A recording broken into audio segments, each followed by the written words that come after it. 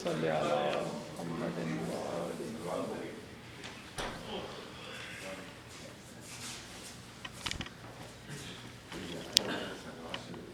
أعوذ بالله من الشيطان الرجيم. بسم الله الرحمن الرحيم.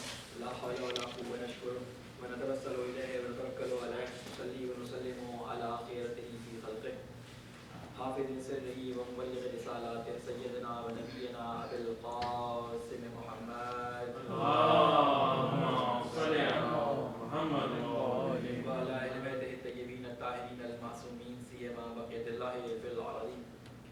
قال الله تعالى في كتابه المبين وقوله الحق. أعوذ بالله من الشيطان اللعين الرجيم. من الناس من يشري نفسه ابتغاء مرضات الله والله رؤوف بالعباد. صدق الله العلي العظيم.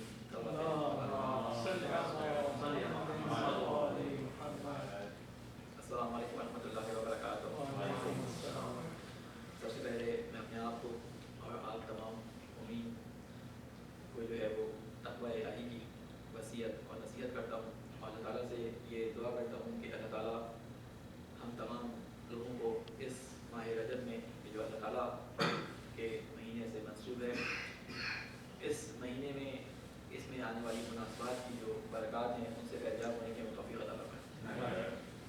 سورہ بقرہ کی جس آیت کی میں نے آپ کے سامنے تلاوت کی آیت نمبر 207 وہ آیت ہے اور یقیناً آپ اہل بلا اس آیت کی تلاوت سے سمجھ گئے ہوں گے کہ میرا مقصد اس آیت کی تلاوت سے کیا ہے. ہماری گفتگو چل رہی تھی حضرت محمد مصطفیٰ صلی اللہ علیہ وسلم کی زندگی اور سیرت سے متعلق اور ہمارا جو آخری خطبہ تھا اس میں ہماری گفتگو جو ہے وہ لیلۃ المبیت تک پہنچی تھی. لیلۃ المبیت کے بارے میں تھوڑے سے مومنین کو شاید کے نام سے آگاہی نہ ہو. لیلۃ المبیت وہ رات جس رات رسول خدا صلی اللہ علیہ وسلم نے مدینہ سے ہجرت کا قصد کیا تھا اور اس رات امام علی علیہ السلام ان کے بستر مبارک پہ سوئے تھے رسول خدا کے حکم سے. تو اس رات جب یہ جوش جذبہ جانفشانی اپنی جان کی پرواہ نہ کر کے رسول خدا کے بستر پر سونا یہ اللہ تعالیٰ کو یہ ادا امام علی علیہ السلام کی اتنی پسند آئی کہ یہ آیت رسول خدا صلی اللہ علیہ وسلم پہ نازل ہوئی جبرائیل کے ذریعے اور فرمایا کہ اور لوگوں میں سے کچھ لوگ ہیں کہ جو اپنے نفسوں کو اللہ تعالیٰ کی رضا کے لیے اللہ تعالیٰ کی مرضی کے لیے بیچ دیتے ہیں. یقیناً اللہ تعالیٰ لوگوں کے بارے میں بہت رؤوف اور اپنے بندوں کے بارے میں بہت رؤوف یعنی بخشنے والا اور مہربانی کرنے والا ہے. امیر المومنین علیہ السلام کی زندگی کے بارے میں ان کے فضائل کے بارے میں ان کے جو مقام ہے اس کے بارے میں اور ان کے جو فضائل کے علاوہ جو ان کی جنگیں اور مختلف ان کے جو حالات زندگی کے بارے میں بہت کثرت سے بیان بھی کیا جاتا ہے اور کثرت سے جو ہے وہ صرف اہل تشیع میں نہیں بلکہ مسلمانوں میں مولا امیر المومنین علیہ السلام کی فضائل اور برکات اور نہ صرف مسلمانوں میں مسلمانوں کے باہر بھی یہ فضائل اور برکات مشہور ہیں اور وہ لوگ دل سے آپ کی شخصیت کو مانتے بھی ہیں اور اس سے محبت بھی کرتے ہیں. یعنی یہ بہت دنیا میں کم شخصیات ہیں کہ جس کو مختلف مذاہب کے لوگ ایک ساتھ چاہتے ہیں. ان میں سے شخصیت جو ہے وہ امیر المومنین علیہ السلام کی شخصیت ہے. انشاءاللہ دوسرے خطبے میں کوشش کروں گا کہ تھوڑے سے امیر المومنین علیہ السلام کے بارے میں کچھ باتیں بیان کروں. پہلے خطبے میں ہماری گفتگو رسول خدا صلی اللہ علیہ وسلم کی زندگی سے متعلق کر رہی تھی اور وہاں پہ ہماری گفتگو یہاں تک پہنچی تھی کہ آپ صلی اللہ علیہ وسلم جو ہے وہ مدینے سے جب نکلے ہیں اور غار میں پہنچے ہیں تو غار میں ہوا کیا ہے. غار میں 3 دن تقریباً قیام کیے. اب ظاہر مکہ والے آپ کے پیچھے تھے, ان کے جاسوس آپ کے طاقوں میں تھے کہ کہیں آپ نکل نہ جائیں. جب آپ نکل گئے اور وہ سارے لوگ جو حملہ کرنے کے لیے آئے تھے مایوس ہو گئے تو پھر ڈھونڈنا شروع کیا. مدینہ جو ہے وہ بالکل مخالف سمت میں تھا, یعنی یہ سمجھ لیں کہ جنوب کی سمت میں تھا اور رسول خدا نے سفر جو ہے اپنا شمال کی سمت میں جو ہے وہ شروع کیا. اب یہاں پہ 2 روایتیں اہل سنت اور اہل تشیع میں فرق کرتی ہیں. بعض لوگ کہتے ہیں کہ رسول خدا صلی اللہ علیہ وسلم کے اہل سنت کے جو راوی ہیں اہل سنت کی تواریخ ہیں وہ اس بات کو بیان کرتی ہیں کہ ہجرت کے لیے ہوا یہ کہ 3 افراد یا 4 افراد جو مدینہ میں رہ گئے تھے ان میں سے رسول خدا نے ظہر کے وقت جو قیلولے کا وقت ہوتا ہے عموماً عرب اس وقت جو ہے وہ آرام کرتے ہیں, اس وقت رسول خدا صلی اللہ علیہ وسلم جو ہے وہ اپنے سر پہ ایک کپڑا ڈال کے حضرت ابو بکر کے گھر گئے اور کہا کہ اللہ کی طرف سے جو ہجرت کا حکم آ گیا. اہل سنت اپنی تواریخ میں اس واقعے کو بیان کرتے ہیں اور پھر وہاں پہ انہوں نے کہا کہ میرے پاس 2 اونٹنیاں ہیں, ان میں سے ایک اونٹنی آپ کے لیے اور ایک اونٹنی میں نے سفر کے تیار کر رکھی ہے, تو اس پہ چلتے ہیں. رسول خدا نے کہا کہ میں اس کی قیمت دوں گا. یہ تاریخ کا ایک جسے کہتے ہیں روات کا ایک سلسلہ ہے جس میں یہ باتیں بیان ہوتی ہیں. ایک راویوں کا سلسلہ جو ہے وہ تاریخ کے وہ اس طرح سے بیان کرتا ہے کہ جس میں اہل تشیع کی تعداد زیادہ ہے. وہ کہتے ہیں کہ جب رسول خدا صلی اللہ علیہ وسلم رات کو نکل گئے, اللہم صلی اللہ علیہ وسلم, اور جب یہ خبر پھیل گئی کہ رسول خدا کو گھیر لیا گیا ہے, کیونکہ مشہور ہو گیا, جب گھیر لیا تو باہر والوں کو پتہ چل گیا, اندر والوں کو نہیں پتا تھا. تو یہ خبر جب خلیفہ اول تک پہنچی ہے تو وہ پہنچے ہیں وہاں پر, اور انہوں نے کسی طرح اندر جانے کی جو ہے کوشش کی, اور جانے کے بعد امام علی سے دریافت کیا کہ جب رسول خدا کی حفاظت کے لیے وہاں پہنچے کہ ان کی حفاظت کروں, وہاں دیکھو امام علی موجود ہیں. وہاں پہ امام علی سے پوچھا کہ رسول خدا کہاں ہے, تو انہوں نے کہا کہ وہ فلاں کنویں کے پاس ہے, ان کو یعنی جا کے ان سے مل لیں. اور پھر یہ نکلے ہیں یہاں سے, اور پھر ایک جگہ پہ کنویں کے مقام پہ جہاں پہ رسول خدا بھی پہنچے تھے وہاں پہ ملاقات ہوئی, اور وہاں سے یہ دونوں بارے سوال میں ساتھ ہیں. بہرحال یہ تاریخ کے اختلافات ہیں, کیونکہ یہ دونوں طرف کی باتیں میں نے آپ کے سامنے بیان کر دی کہ اس طرح تاریخ میں بیان ہوا ہے. پھر رسول خدا جب غار میں پہنچ گئے تو 3 دن قیام کے دوران آپ کو معلوم ہے کہ سارے کے سارے آپ کے قدموں کی جسے کہتے ہیں تلاش میں نکلے, جو کھوجی تھے قدموں کی تلاش کرتے کرتے نکلے. تو رسول خدا نے ہجرت کا پلان پہلے سے تیار کیا ہوتا ہے کس طرح سے جانا ہے. آپ نے پہلے ایک آدمی کو مکہ کے اندر ہائر کیا ہوا تھا جو راستہ دکھانے والا تھا, اور ایک جو ابو بکر کے غلام تھے ان کو ہائر کیا ہوا تھا کہ وہ اپنی بکریاں جو ہیں وہ اس راستے کے اوپر چلائیں جہاں پہ وہ چلے گئے ہیں. اور ایک کھانے پینے اور مکے والوں کی جاسوسی کے لیے مکے والے کر کیا رہے ہیں, عبداللہ بن ابو بکر کو اس بات پہ کیا ہوا تھا کہ وہ آپ کو آگے بتائیں. تب عبداللہ بن ابو بکر رات کو آگے مکے والوں کی خبر دیا کرتے تھے کہ وہاں پہ کیا حالات ہو رہے ہیں, کیا انہوں نے کیا ہے. تو آپ کو بتایا کہ 100 اونٹوں کا انعام رکھا ہے رسول خدا کی تلاش کرنے کے اوپر. اس 100 اونٹ کی انعام کے وجہ سے بہت سارے لوگ رسول خدا صلی اللہ علیہ وسلم کے پیچھے لیکن حضرات کو طریقہ کار کیا ہوتا تھا کہ جب عبداللہ بن ابی بکر واپس جاتے تھے تو عامر بن فہیرہ, یہ اب تاریخ میں نے ڈھونڈ نہیں سکا, یہ عامر بن فہیرہ جو تھے یہ اپنی بکریاں لے کے آتے تھے اور یہاں پہ اس راستے پہ چلاتے رہتے تھے. جب رات کو سب لوگ سو جاتے تھے تو یہ بکریوں کے دودھ جو ہے وہ اندر غار میں پہنچا دیا کرتے تھے تاکہ رضا کے طور پر کچھ کھجوریں پہنچا دیا کرتے ہیں تاکہ وہاں پہ کھایا پیا جا سکے. پھر یہ اپنی بکریوں کو لے آتے تھے تاکہ عبداللہ بن ابی بکر کے اور دوسرے نشانات جو ہیں وہ وہاں سے مٹ جائیں. 3 دن کے بعد جب لوگ آئے تھے اور غار کے نزدیک پہنچے تو دیکھا کہ کبوتری نے اس کے گرد انڈے دیے ہوئے ہیں اور اس غار کے دہانے پر جو ہے بکری نے جالا بنایا ہوا ہے. تو یہ کہتے تھے کہ یہاں پہ اتنی جلدی تو یہ بن نہیں سکتا, تو لوگ چلے آتے تھے. اس حد تک حالات یعنی سنگین تھے کہ رسول خدا کو نظر آتا تھا کہ لوگوں کی ٹانگیں جس طرح نزدیک آتے ہوئے دیکھتے تھے کہ لوگوں کی ٹانگیں نظر آ رہی ہیں, تو رسول خدا کے ساتھ حضرت ابو بکر تھے وہ پریشان ہو جاتے تھے اور رونا شروع کر دیا انہوں نے غار کے اندر. تو اس وقت بڑی توبہ میں آیت موجود ہے, آئی تھنک 40 ہے, جس میں اللہ تعالیٰ کے رسول نے دیکھا کہ یہ ڈر کے مارے جو ہے پریشان ہے یا ڈر ہے, تو کہا کہ اس شخص کا کیا حال ہو کہ جس کی مدد جو ہے وہ اللہ تعالیٰ کر رہا ہو. تو خیر وہ آیت کا نزول وہیں پہ ہوا کہ غار میں اللہ تعالیٰ نے وہ آیت نازل کی کہ اللہ تعالیٰ نے سکینہ یعنی سکون نازل کیا دونوں کے قلوب کے اوپر. پھر 3 دن کے بعد جب یہاں سے نکلے ہیں تو عامر بن فہیرہ اور وہ شخص جس کو آپ نے ہائر کیا تھا کہ ہمیں راستہ دکھائے, وہ آپ کے جیسے کہتے ہیں آپ کے لیے 2 جو ہے اونٹنیاں اور 2 سواریاں لے کے وہاں پہ پہنچا ہے, اور پہنچنے کے بعد وہاں سے آپ نکل گئے. اب ایک شخص تھا جس کا نام تھا سراقہ, یہ بھی اونٹوں کا لالچ, چونکہ یہ بہادر جوان تھا, اونٹوں کا لالچ جب اس نے سنا تو یہ رسول خدا صلی اللہ علیہ وسلم کے پیچھے پیچھے آیا, اور اس نے کسی طرح عامر بن فہیرہ کو دیکھ لیا, کسی کو دیکھ لیا کہ جا رہے ہیں اکیلے, یہ تو بکریوں کے ساتھ جاتے تھے روزانہ, آج اکیلے جا رہے ہیں. تو ایک جگہ پہ اس نے رسول خدا کو دیکھ لیا کہ رسول خدا جا رہے ہیں, یہ 3-4 لوگ جا رہے ہیں, اور یہ پیچھے سے پہنچا. اب جب یہ جانے لگا تو اس کا گھوڑا گرا, تو اس نے اپنے اس زمانے میں تیر جو ہوا کرتے تھے جو کہ فال کے لیے دیکھے جاتے تھے, اس نے تیر نکالا, بڑا تیر جو فال کا تھا وہ نکلا. اس نے کہا آگے جائے نہ جائے, تھوڑا سا اور آگے چلا, اس کی گھوڑے کی ٹانگیں اندر زمین پہ دھس گئیں. اس نے ٹانگیں نکالی, پھر تیر دیکھا تیر بہت بڑا نکلا. تو اب اس نے کہا یقیناً کہ حق جو ہے وہ محمد کے ساتھ ہے, اور محمد کو آج اس کے اوپر غالب صلی اللہ علیہ وسلم پہ غالب نہیں آیا. تو اس نے دور سے آواز لگائی کہ مجھے جو ہے وہ امان دی جائے, کیونکہ نزدیک آ چکا تھا, یہ اکیلا تھا, یہ 3 لوگ تھے, اتنا نزدیک آ چکا تھا کہ یہ مارنے کے لیے یا کچھ کرنے کی تلوار لے کے آگے بڑھتا, وہ تو خالی ہاتھ تھے.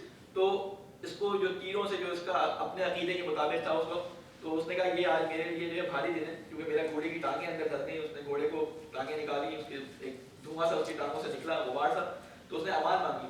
پھر رسول خدا سے جو ہے اس نے امان مانگی، تو اس نے کہا کہ ٹھیک ہے ہم تو امان دیتے ہیں، تم یہاں سے جاؤ لیکن ہمارا کسی کو بتانا نہیں. تو اس نے کہا مجھے امان نامہ لکھ کر دے، کیونکہ مجھے پتا ہے کہ آپ ہی غالب آئیں گے اور پھر بعد میں جب میری شامت آئے مجھے ایک امان نامہ لکھ کے دیں کہ میں آپ کو چھوڑ رہا ہوں. تو عامر بن فہیرہ کو رسول اللہ صلی اللہ علیہ وسلم نے کہا کہ اس کے لیے چمڑے کے اس کے اوپر امان نامہ لکھ کے دو. اس کے لیے ایک امان نامہ لکھ کے دے دیا. اب یہ جاتا جو لوگ پارٹیاں آ رہی تھی ڈھونڈنے کے لیے تو کہتا یہ راستہ میں نے دیکھ لیا، اس راستے پر نہ جاؤ. پھر عامر بن فہیرہ جب آگے نکلے تو ایک مقام تک کہ جہاں پر آپ نے راستے میں خیمہ دیکھا. بھوک لگی تھی، زیادہ کھانے کو کچھ نہیں راستے میں تھا کیونکہ عامر بن فہیرہ سال آ گئے تھے. اب چلتے چلتے ایک راستے میں پہنچے تقریباً 130 یا 120 مائل کے فاصلے پر مکہ سے. یہ معبد کر کے ایک خاتون تھی جس کی جھونپڑی، وہاں پہنچے تو اس سے دریافت کیا کہ تمہارے پاس کھانے کو کچھ ہے؟ تو اس نے کہا کہ میری بکریاں چڑھنے کو گئی ہیں، کھانے کو کچھ بھی نہیں ہے. تو رسول اللہ نے دیکھا کہ بکری جو ہے وہ کنارے پہ کھڑی ہے، بہت لاغر سی، کمزور سی. تو آپ نے اسے اجازت دی کہ اگر تم اجازت دو تو میں اس بکری کا دودھ دھو لوں. تو دیکھا کہ بکری کو تو چلنے کی سکت نہیں ہے، یہ اسی لیے اپنے ریوڑ سے پیچھے رہ گئی ہے، تو اس میں دودھ نہیں ہے. آپ نے کہا کہ اجازت دو مجھے. تو آپ نے جو ہے اس سے اجازت لے کے اس کا دودھ دھوا. جو برتن جس میں وہ ساری بکری کا دودھ جمع کیا کرتا تھا اور بیچا کرتا تھا، وہ برتن پورا کا پورا اس بکری کے دودھ سے بھر گیا. آپ نے پہلے سب کو دودھ پلایا، پھر اس کے بعد دوبارہ اس برتن کو بھرا، پھر اس معبد کو وہ برتن دیا. وہ حیران تھی، پریشان کی ہو کیا رہا ہے. جب آپ دیکھے نکلے ہیں یہاں سے تو اس کا شوہر آیا ابو معبد. تو اس نے کہا دودھ کا برتن بھرا ہوا دیکھا. اس نے کہا یہ کیا ہوا؟ تو آپ نے جو ہے آپ کے بارے میں اس کی بیگم نے، اس کی بیوی نے بتایا کہ ایک اس خصوصیات کے حامل ایک شخصیت یہاں پہ آئے تھے، اس طرح سے بولتے تھے، اس طرح سے ان کا لباس تھا، اس طرح سے ان کا چلنے کا طریقہ تھا، اس طرح سے انہوں نے یہ کام انجام دیا. تو کہا کہ یہ تو مجھے صاحب قریش معلوم ہوتے ہیں، میں چاہتا ہوں کہ ان کا ساتھ دوں، ان کی ہمراہی کروں. اور بعد میں یہ دونوں میاں بیوی آ گئے اور مدینے میں بعد میں یہ مسلمان ہو گئے تھے دونوں کے دونوں. ابھی یہاں سے نکلے تھے، معبد کے گھر سے آگے نکلے تھے تو راستے میں آپ کی ملاقات جو ہے بریدہ بن حسیب سے ہوگی. بریدہ بن حسیب ایک سردار تھے، قریش کے مکے کے سردار تھے، اور ان کے ساتھ تقریباً 100 سے کچھ کم آدمی موجود تھے جو ڈھونڈنے کے لیے نکلے تھے ان کو. یہ بھی اس لیے نکلے تھے کہ رسول خدا کو پلٹ کے واپس لے آئے. لیکن راستے میں جب ان کی ملاقات رسول خدا سے ہوئی اور اتنے سارے اس کے ساتھ جو لوگ تھے، یہ رسول خدا سے بات چیت دوران اپنا دل رسول خدا کو دے بیٹھا اور مسلمان ہو گیا. اور مسلمان ہونے کے بعد اس نے اپنی پگڑی جو ہے وہ سر سے اتاری، اور سر سے اتارنے کے بعد سفید پگڑی اس نے لٹکائی نیزے کے اوپر، اور اعلان گویا کہ اعلان کر رہے تھے کہ امن کا جو ہے وہ نمائندہ جو ہے وہ اللہ کا نبی رسول جو ہے وہ مدینے کے اندر داخل ہو رہا ہے. تو رسول خدا اکیلے مدینے میں داخل نہیں ہوئی. یہ سراقہ، اس کے سراقہ کہہ رہا ہوں، یہ حبیب جو تھے، یہ حبیب بن برید اسلمی ان کا نام تھا. یہ جو ہے حسیب بن برید اسلمی نام تھا ان کا. تو یہ اور ان کے اصحاب یہ سارے رسول خدا کے ساتھ جو ہے اس کے اندر مدینہ کے اندر داخل ہونے کے لیے چلے ہیں ساتھ. تو راستے میں زبیر بن عوام جو ایک مسلمانوں کے قافلے کے ساتھ گئے ہوئے تھے.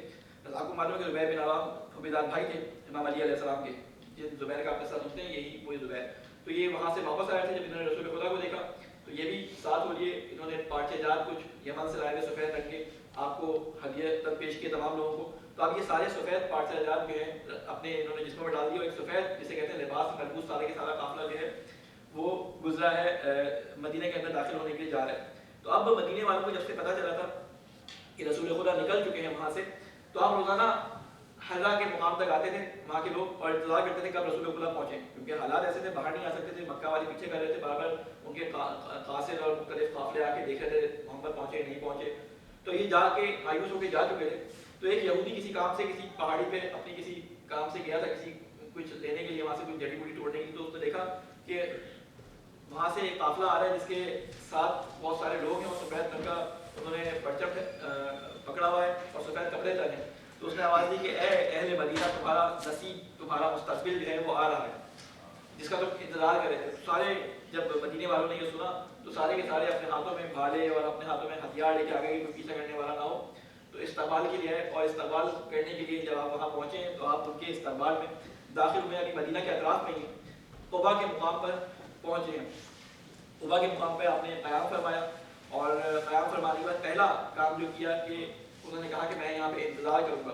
لوگوں نے کہا کہ اب تو آپ مدینہ کے بالکل نزدیک آ چکے ہیں تو انتظار کیوں کر رہے ہیں؟ کہا کہ میں جس کو چھوڑ کے آیا ہوں مجھے امانتیں دینے کے لیے وہ آنے والا ہے.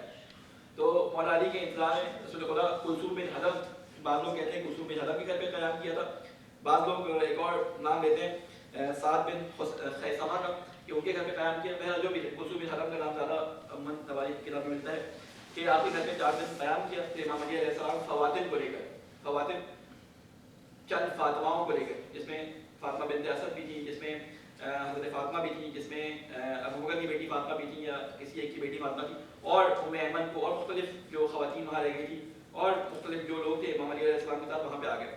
ہماری روایات میں اس طرح ملتا ہے. بعض روایات میں ملتا ہے کہ علی علیہ السلام جو ہے وہ اکیلے آ گئے، پھر بعد میں زید بن ارقم کو، اسامہ بن زید کو اور ایک اصحاب کو، ابو رافع کو رسول خدا نے بھیجا، جو اہل سنت کہتے ہیں، اور وہ ان تمام خواتین کو اور جو لوگوں کو بچے ہوئے تھے ان کو لے کر واپس آئے.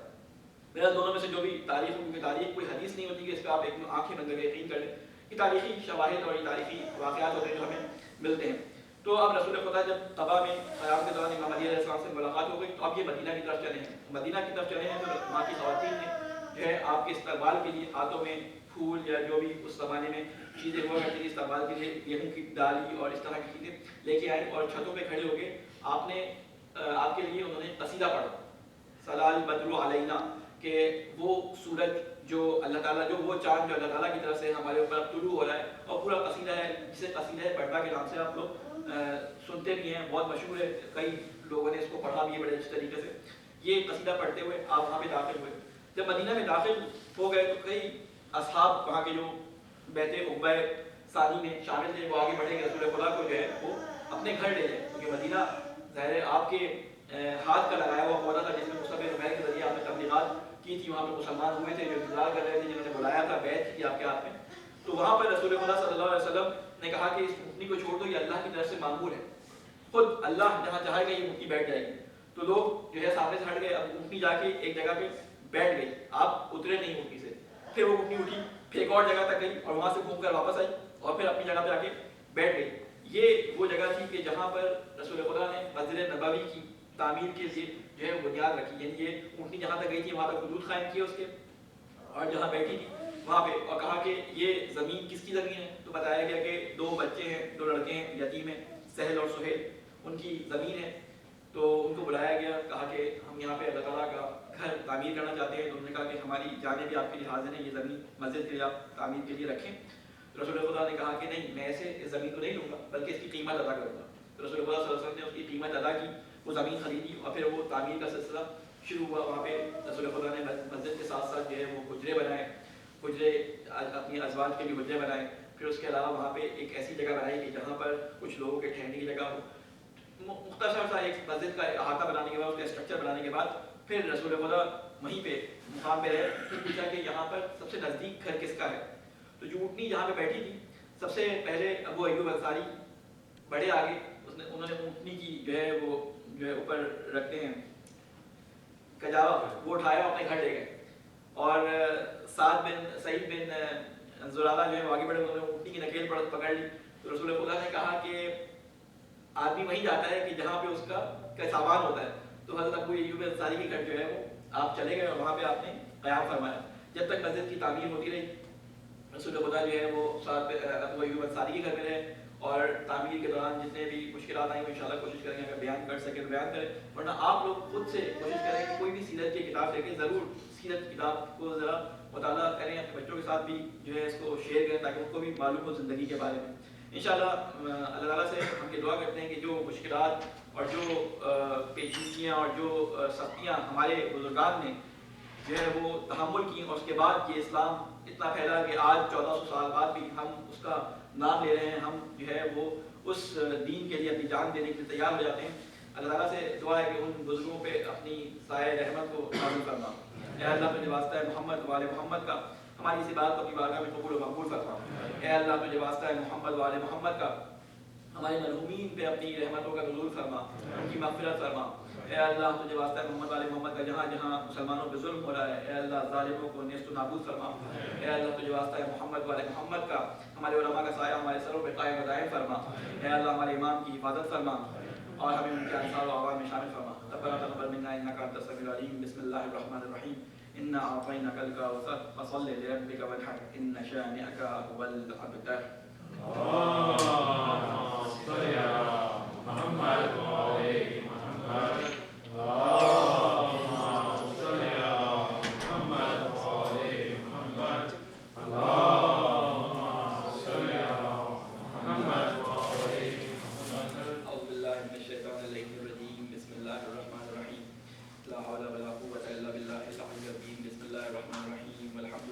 والحمد لله رب العالمين والصلاة والسلام على سيدنا ونبينا أبي القاسم محمد اللهم صل على محمد بين التحرير المنتجبين الخلاء المحدثين المعصومين سيما على أمير المؤمنين وحبيبته فاطمة الزهراء والحسن والحسين سيدي شباب أهل الجنة وعلي بن الحسين ومحمد بن علي وجعفر بن محمد وموسى بن جعفر وعلي بن موسى ومحمد بن علي وعلي بن محمد والحسن بن علي والخلف القائم بالمهدي صلوات الله عليهم اجمعين.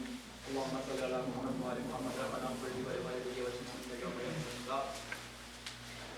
اللهم صل على محمد وعلى محمد صلوات محمد وعلى محمد. اللهم صل على محمد وعلى محمد. سب سے پہلے میں اپنے آپ کو اور آپ تمام مومنین مومنات کو تقوی الہی وصیت اور نصیحت کرتا ہوں اور اللہ تعالیٰ سے یہ دعا کرتا ہوں کہ اللہ تعالیٰ اس ماہ مبارک کی برکات سے ہمیں فیضیاب ہونے کی توفیق عطا فرمائے. اس مہینے کے اندر بہت ساری مناسبات ہیں اور انہی مناسبات کے حساب سے مختلف سینٹر میں اور مختلف گھروں میں میلاد اور محافل کا انتظام کیا جائے گا. اس میلاد اور محافل کے لیے ایک چھوٹی سی چیز آپ کے سامنے بیان کرنا چاہتا ہوں کہ دو چیزیں جو ہیں ان کا خیال رکھیں کہ یہ محافل اور یہ مناسبتیں جب آتی ہیں تو یہ اس لیے آتی ہیں اس یاد کو تازہ کرنے کے لیے آتی ہیں کہ جو اللہ تعالیٰ کے حکم کے مطابق ہمارے لیے امیر یا خلیفہ یا امام بنائے گئے ان کی اتباع اور ان کی جسے کہتے ہیں کہ پیروی کے اندر ہم اپنے آپ کو کتنا زیادہ آگے بڑھا سکتے ہیں. ان محافل کو دیکھ کر یہ محسوس نہ ہو کہ یہ صرف ایک جسے کہتے ہیں کہ ثواب حاصل کرنے کا ذریعہ یا اپنی دلی تسکین حاصل کرنے کا ذریعہ ہوں، بلکہ ان محافل کے اندر ایسی باتیں بیان ہونی چاہیے جو ائمہ علیہ السلام کی یا جس بھی امام کی مناسبت سے وہ محفل رکھی گئی ہے اس کی سیرت اور کردار کو بیان کیا جائے اور یہ بیان کیا جائے کہ کس طرح ہم اپنی عملی زندگی میں اس بات کو اور اس عمل کو اپنا سکتے ہیں. امیر المومنین علیہ السلام کی زندگی کے بارے میں بہت ساری باتیں بہت فضائل بیان کیے گئے ہیں. میں ایک حدیث آپ کے سامنے جو ہے وہ لے کے آیا تھا کہ آج بیان کروں کیونکہ اکثر احادیث جو فضائل کی احادیث ہیں یعنی اکثر احادیث امیر المومنین علیہ السلام کے بارے میں خصوصاً وہ احادیث خود رسول خدا صلی اللہ علیہ وسلم سے یعنی ائمہ علیہ السلام سے بھی آئی ہیں احادیث لیکن سب سے زیادہ احادیث اور فضائل جو بیان ہوئے ہیں وہ خود رسول خدا صلی اللہ علیہ وسلم کی بیان سے زبان سے جو ہے وہ امیر المومنین علیہ السلام کے لیے بیان ہوئے. ان میں سے ایک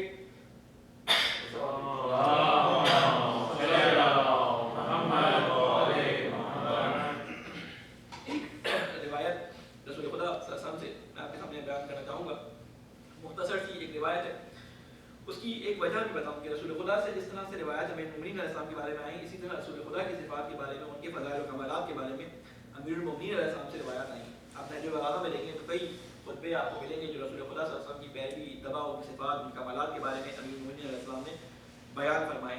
یعنی دونوں کی طرف سے روایات آئی ہیں. ہمیں یعنی رسول خدا کی ایک روایت وہ بھی ملتی ہے کہ اس میں امیر المومنین علیہ السلام ایک دفعہ تشریف فرما تھے تو کسی نے پوچھا اور بھی اصحاب موجود تھے تو کسی نے پوچھا کہ ایک شخص کہیں باہر سے آیا ہے تو کیا ہم اس کو اپنی محفل میں بلا لیں؟ تو رسول خدا نے کہا بلا لیں. جب یہ شخص آیا تو رسول خدا نے اس کا حال احوال پوچھا تو اس نے سوال کیا کہ آپ مجھے اپنے اصحاب کی جو ہے وہ بارے میں تعارف کرائیں ان کا. رسول خدا نے اپنے صحابی کا نام لے کر جو ہے وہ بیان فرمایا کہ یہ فلاں ہے یہ فلاں ہے اس کا یہ ہے یہ فلاں فلاں. اس نے کہا یہ جو ایک لڑکا ہے اس کے بارے میں آپ نہیں بتایا جو آپ کے ساتھ ہی بیٹھا ہوا ہے. کہتا ہے یہ میرے صحابی نہیں یہ میرا نفس میری جان اور یہ جو میرا بھائی ہے. اس کا نام علی بن ابی طالب. اس طرح سے امیر المومنین علیہ السلام کا تعارف کرایا. یعنی امیر المومنین علیہ السلام کو رسول خدا اپنے اصحاب میں نہیں بلکہ اپنے نفس و جان اور بھائی کی صورت میں جو ہے وہ تعارف کراتے تھے. جب مدینے میں بھی جب آپ نے انصار اور مہاجرین کے درمیان اخوت کا رشتہ قائم کروایا ہے تو ہر انصاری کو ایک مہاجر کا جو ہے بھائی بنایا ہے.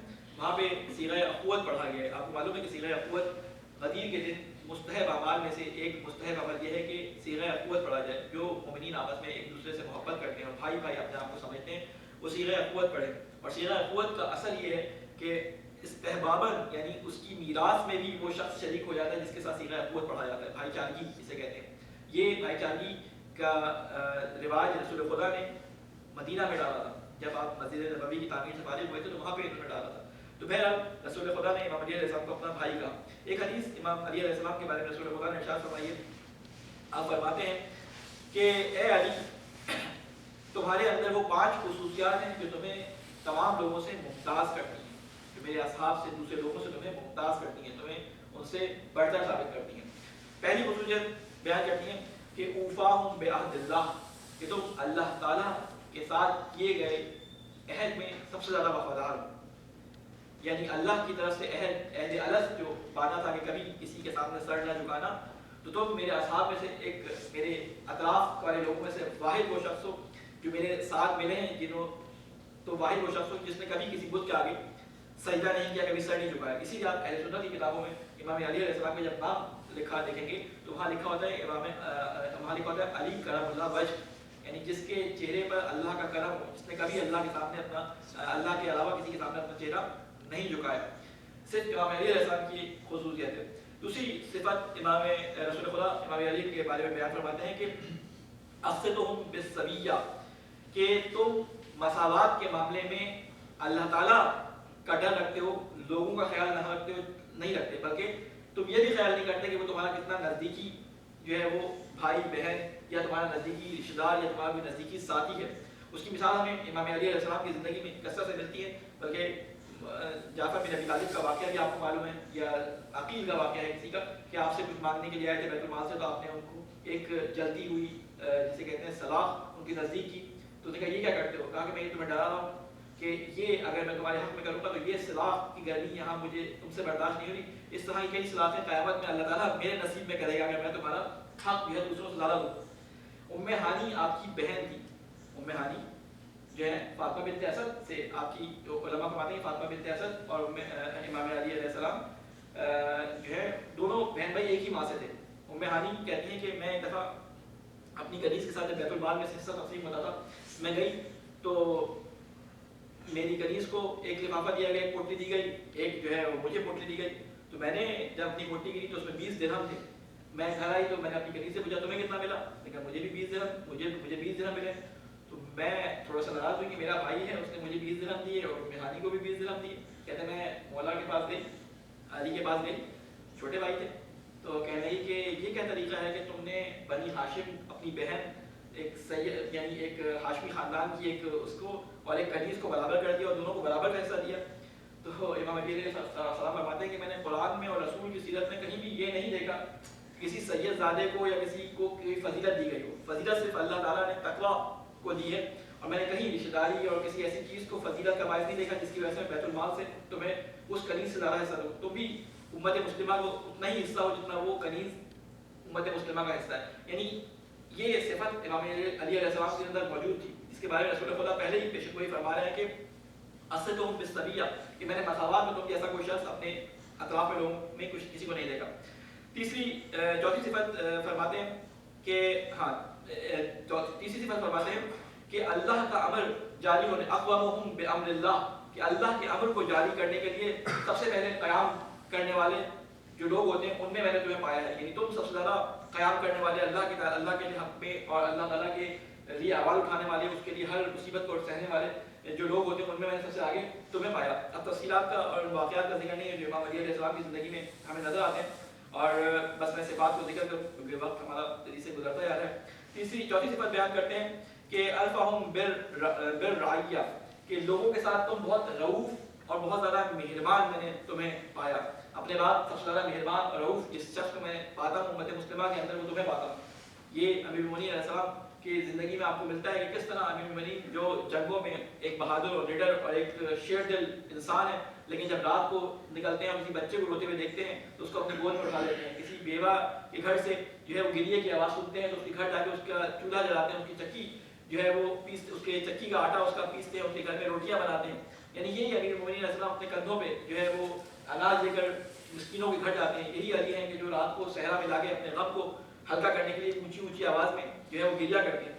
بہرحال اللہ تعالیٰ کے لیے، اللہ تعالیٰ کے سامنے، اللہ تعالیٰ کے مخلوق کے سامنے جتنے زیادہ رؤوف رسول خدا نے امام علی علیہ السلام کو پایا، کسی کو نہیں پایا.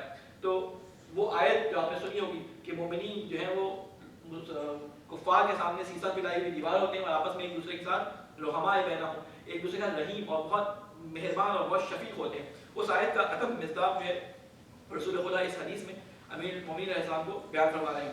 اور پھر آخری جو بات فرمائی ہے کہ عالمہم بالقضیہ، کہ قضاوت کی فیصلوں میں تم سے بہترین میں نے کسی کو نہیں دیکھا. اور قضاوت ہے امیر المومنین علیہ السلام، آپ نے بہت زیادہ جس کے اوپر کتابیں لکھی گئی ہیں، بہت واقعات سنے گئے، لیکن ایک چیز کا خیال رکھیے گا کہ بعض دفعہ جب انسان کسی کے حالات کو بیان کر رہا ہوتا ہے تو بہت ساری صفات جو اس شخص سے نہیں بھی ہوتی اس سے منسوب کر دی جاتی ہیں. ٹھیک ہے، آپ نے بہت ساری ایسی باتیں سنی ہوں گی جو امیر المومنین علیہ السلام سے منسوب ہیں، لیکن وہ امیر المومنین علیہ السلام سے نہیں ہے، وہ کسی اور سے. مثال دوں آپ کو، آپ نے یہ قصہ سنا ہوگا کہ ایک بچے کے بارے میں دو عورتوں کا جھگڑا ہو گیا کہ یہ بچہ میرا ہے، دوسری عورت کہتی تھی یہ بچہ میرا ہے. کس کے بارے میں یہ روایت؟ کس امام کے بارے میں؟ کس کے بارے میں روایت آئی ہے؟ جبکہ توریت میں یہ حضرت داؤد علیہ السلام کا واقعہ ہے جس کو بیان کیا گیا اور بعد میں اس واقعے کو چپکا دیا گیا امیر المومنین علیہ السلام کا. ہو سکتا ہے اس وقت پیش آیا ہو، لیکن یہ اصل واقعہ جو ہے توریت کا ذکر ہوا ہے. ٹھیک ہے، اور حضرت داؤد علیہ السلام کو عذابت کے بارے میں یہ واقعہ نقل ہوا ہے کہ ان کے زمانے میں اس طرح کی یہ حالات پیش آئے تو یہ واقعہ پیش آیا تھا. تو بہت سارے واقعات جو ہیں وہ ائمہ علیہ السلام سے منسوب کر دیے جاتے ہیں جو ان سے نہیں ہوتے. ان کے لیے ضروری نہیں ہے کہ آپ کوئی باہر سے واقعات لا کے جو ان کے نہیں ہیں ان سے منسوب کیے جائیں. امام رضا علیہ السلام کی حدیث ہے کہ تم لوگوں کو ہمارے محاسن احادیث، ہمارے کلام کے محاسن بیان کرو، لوگ خود بخود ہماری طرف کھل کے چلے جائیں گے. ضروری نہیں کہ جھوٹے واقعات اور سچے واقعات ہمارے ساتھ جو ہے ملا کر لوگوں کے سامنے بیان کرو. تو ان محفلوں میں جو محفلیں ہوں گی ان میں کوشش کریں کہ وہ جسے کہتے ہیں کہ مستند واقعات جو مولا علی کی سیرت سے ایسے ہیں کہ جو ہماری عملی زندگی میں، ہمارے نوجوانوں کی عملی زندگی میں، ہمارے جوانوں کی عملی زندگی میں، ہمارے بوڑھے جو حضرات ہیں ان کی عملی زندگی میں کام آ سکیں، ان صفات کو بیان کیا جائے. ٹھیک ہے، ہم کام کیا کرتے ہیں؟ میں نے پچھلے دفعہ اس کو بیان کیا تھا کہ ہم امیر المومنین علیہ السلام کی صفات میں سے وہ صفت جس پہ امیر المومنین علیہ السلام فخر کیا کرتے تھے اس کو کم بیان کرتے ہیں اور اس کے علاوہ باقی فضائل بیان کرتے ہیں. انہوں نے کہا تھا کہ مجھے اپنی جس صفت میں ناز ہے وہ اس حدیث کے بارے میں ہے کہ جو رسول خدا نے میرے بارے میں فرمائی تھی کہ میں علم کا شہر ہوں، علی اس کا دروازہ ہے. ہم اس شہر کے باہر دروازے کے باہر بیٹھے منقبتیں پڑھتے رہتے ہیں، یہ دروازہ ایسا، اس کے کنڈے ایسے، اس کے دروازے ایسے، اس کی چوکھٹ ایسی. اس علم کے دروازے سے اندر داخل ہونے کی کوشش نہیں کرتے کہ اے مولا علی ہمارا ہاتھ پکڑیں اور ہمیں اس علم سے روشناس کرائیں کہ جو نبی نے آپ کو جو ہے وہ سکھایا، جو اللہ نے آپ کو سکھایا، اس علم کے ذریعے تاکہ ہم دنیا کے اندر ترقی کر سکیں. ہمیں یہ کام کرنا ہے، نہ کہ ہمیں اس بیٹھ کر اس باہر دروازے کی منقبتیں اور اس کو چومنا ہے، بلکہ اس دروازے کے اندر داخل ہونا ہے. انشاءاللہ واقعات بہت سارے ہفتے کی مناسبت سے، خصوصاً پشاور میں جو مسجد کے اندر دھماکہ ہوا اس کا ہم سب مسلمانوں کو جو ہے تعزیت و تسلیت پیش کرتے ہیں. جو بھی ہوا بہت برا واقعہ ہوا اور اس میں ہماری گورنمنٹ کی بھی کوتاہی ہے، ہماری اپنی بھی نااہلی ہے لوگوں کی جو بھی ہے. اس میں بہت ساری باتیں شامل ہیں. جس طرح ایک مدرسے کے بچے وہاں پہ ایک جگہ کوہاٹ میں گئے تھے، پوری کشتی ان کی ڈوب گئی، 50 سے قریب بچے اس کے اندر جو ہے وہ دریا میں غرق ہو گئے. اب تک سے 50 لاکھ سے نکل سکی ہیں. اس میں کئی بھائی تھے. بہت سارے اس طرح کے واقعات ہوئے ہیں. اس کے علاوہ جو ہے وہ واقعات تو بہت سارے، ٹائم میرے پاس بالکل نہیں ہے.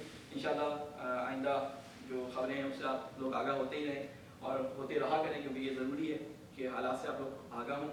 انشاءاللہ اللہ تعالیٰ سے دعا ہے کہ اللہ تعالیٰ ہمیں ان تمام حالات میں اپنے وظیفے کو معین کرنے کی ہمیں توفیق عطا فرما. اے اللہ کو جو واسطہ ہے محمد علیہ محمد کا، ہمیں اللہ تعالیٰ کی کتاب کو، اپنے رسول کی سیرت کو صحیح سے سمجھنے کی اور عمل کرنے کی توفیق عطا فرما. اے اللہ ہمارے بچوں اور ہمارے نوجوانوں کے دلوں میں حب آل محمد کو راسخ فرما. اے اللہ ہمارے مرحومین کے اوپر اپنی رحمت نازل فرما. اے اللہ ہمارے علماء کا سایہ ہمارے سروں پہ قائم فرما. مسلمانوں کی حفاظت فرما، ان کو اپنے شعور کے ساتھ اپنی زندگی گزارنے کی توفیق عطا فرما.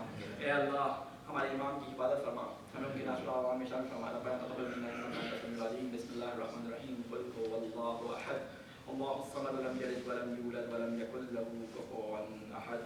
اللهم صل على محمد.